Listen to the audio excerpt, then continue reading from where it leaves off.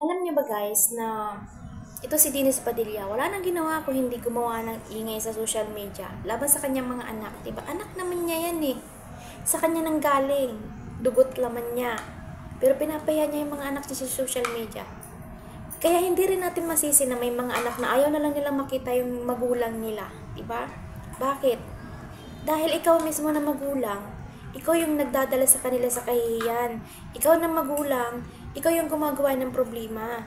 Ginagawa mo ng problema yung mga anak mo, pinapaya mo yung mga anak mo, kisyo ganyan-ganyan. Hindi natin masisisi din yung mga ibang anak, di ba? Oo, nandun na tayo sasabihin ng ibang tao. Kung hindi dahil sa nanay at tatay mo, wala ka dito sa mundo.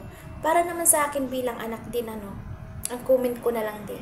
Kung hindi ka magiging mabuting magulang sa mga anak mo, sana hindi mo na lang sila ginawa. Para hindi na lang sila nakakaranas ng kahihiyan, hindi na lang sila nasasaktan. Kasi iba yung sakit na physical doon sa emotional. Sobrang ibang-iba talaga guys. Kasi tatatak dito sa puso mo eh. Bakit yung magulang ko ganito sa akin? Diba? Ang daming nagsasabi din na huwag natin bastusin yung magulang natin. Anak ka lang. Nandun na tayo eh. Anak lang tayo. Huwag natin bastusin yung magulang natin. Pero kung yung magulang natin hindi naman nagpapakamagulang sa atin, ito na lang din yung masasabi ko eh. Huwag mo na lang silang gawin. Huwag mo na lang silang iluwal dito sa mundo kung hindi mo naman kayang panindigan maging magulang sa mga anak mo. Kung lagi mo na lang naman pinapahiya yung mga anak mo sa social media, ipapahiya mo sa ibang tao, kaysa ganito yung anak mo, ganyan yung anak ko, diba? Yung kahihiyan ng anak mo, kahihiyan mo na magulang mo. Ikaw nga mismo yung gumagawa ng problema, diba? Pinapahiya mo yung mga anak mo sa social media. Diba? Hindi talaga natin masisisi din ng ibang mga anak kung bakit nagkakaroon sila ng sama ng loob sa magulang nila, bakit nagkakaroon sila ng galit sa magulang nila. Dahil yung mismong magulang ang nagbibigay ng sakit sa mga anak nila. Na imbis na ikaw magulang, protektahan mo yung mga anak mo, diba? Pero ito si Dennis Padilla, kakaiba din eh. Palagi na lang niyang issue yung mga anak niya. Palagi na lang siyang gumagawa ng ingay sa social media. Gamit ang mga anak niya. Diba? Palagi na lang siyang pauwa sa social media.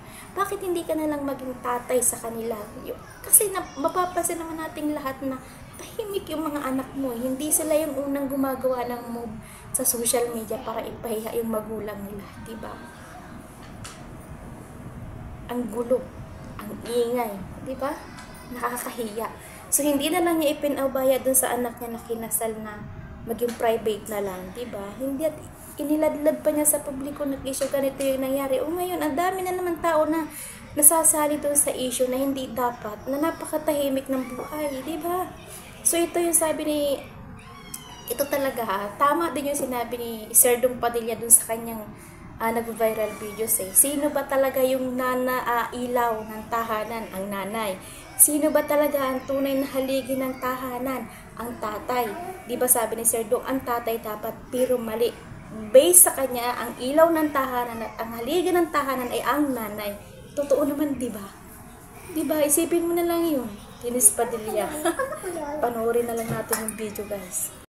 Sino ang tunay na ilaw ng tahanan? Nanay. O ang tanong ko, sino naman ang tunay na haligi ng tahanan? Tatay. O siguro, tatay. Pero alam niyo po ba na ako, iba ang pananaw ko? O pasensya na sa mga kapwa ko tatay. Alam niyo po, para sa akin, ang tunay na nagsasakripisyo sa pamilya, nanay. Di ba? Kasi kaming mga tatay, o pasensya na ulit ha, kaming mga tatay, akala namin dahil kami ang nagtatrabaho, kami ang pagod.